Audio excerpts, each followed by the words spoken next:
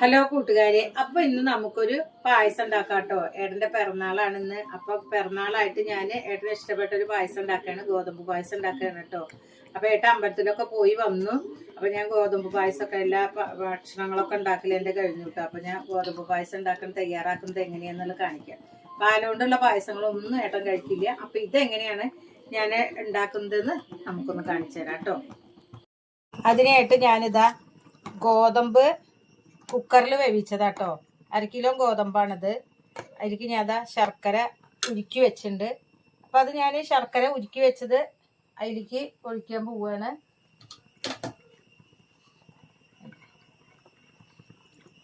കല്ല എന്തെങ്കിലുമൊക്കെ ഉണ്ടെങ്കിൽ കോട്ടയിച്ചിട്ടാണ് കേട്ടോ.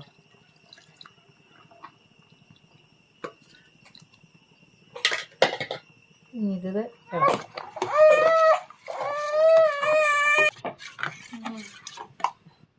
ശർക്കര പാവ് ഒഴിച്ചിട്ട് ഒന്ന് ഇളക്കിയതാട്ടോ. ഗോതമ്പ് നല്ല വെന്തുണ്ട്.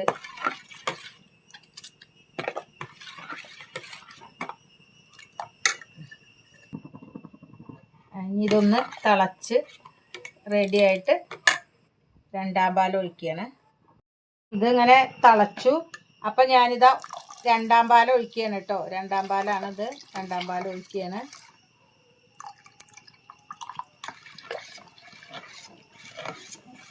ഇത് തിളക്കട്ടെ കേട്ടോ. 2ാം പാൽ ഒഴിച്ചിട്ട് ഇത് തിളച്ചു കേട്ടോ. പായസം തിളച്ചു. അപ്പോൾ ദാ ഞാൻ 1ാം പാൽ ഒഴിക്കാൻ പോവുകയാണ്. ഇത് ഇളക്കണം. ഒപ്പം ഇളക്കിയിട്ടില്ലെങ്കിൽ എന്താ അറിയോ, അടി പിടിക്കും. ഗ്യാസുമേലെ ആകുമ്പോൾ പ്രത്യേകിച്ച് ഒരു സ്ഥലത്തേക്ക് ഇങ്ങനെ ഗ്യാസിൻ്റെ ഇത് വരുമ്പോൾ നന്നായി അടി പിടിക്കും. അപ്പോൾ അത് പ്രത്യേകം ശ്രദ്ധിക്കുക. അപ്പം ഞാനിതാ 1ാം പാൽ ഒഴിക്കുകയാണ്.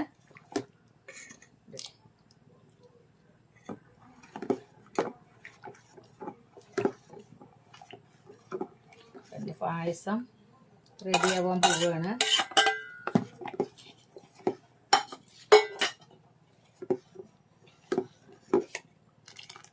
ഇതാണ് എൻ്റെ ഗോതമ്പ് പായസം. കണ്ടില്ലേ?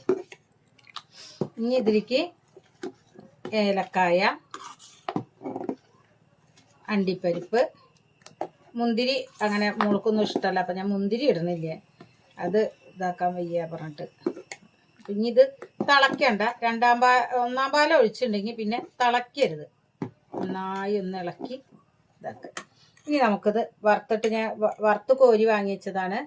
അത് അണ്ടിപ്പരിപ്പ് അതിലിടാൻ പോവുകയാണ്. പിന്നെ ഏലക്കായ ഇട്ടു.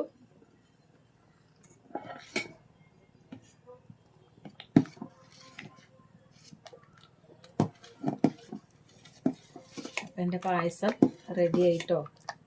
ഇതാണ് എൻ്റെ പായസം. ഇനി ഇതിൽ മധുരം എല്ലാം പാകമായില്ലേന്ന് ചോദിക്കാം. ശരി.